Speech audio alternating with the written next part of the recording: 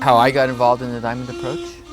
It was a phase in my life where I was looking around at a lot of different systems, and where I was there were many different spiritual systems, meditation practices, massage trainings, psychological work, spiritual work. A lot was available, and for me initially the Diamond Approach was just one in a series of work that I was doing, and it all had value for me.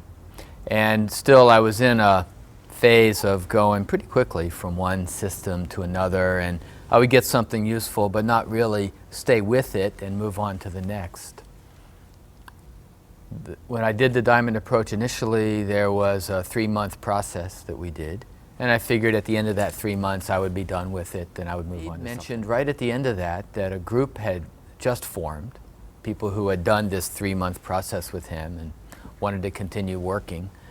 And so I was curious about it.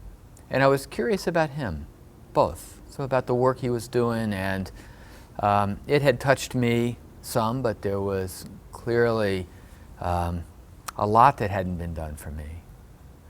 And so I came back to this small group that he was doing. And for many years it was a process of thinking, okay, we finished the work of the Diamond Approach. This is what Hamid had to teach, and I thought I'd be moving on to something else. But then he said there would be another piece that he was going to start teaching, another segment of teaching. And each time I checked in with myself and I was curious to find out what was going to come next. It was a little bit the feeling of having gone through a certain, like going into a house and finding a room and going all the way through the room and thinking, okay, good, I know this room, I know this house.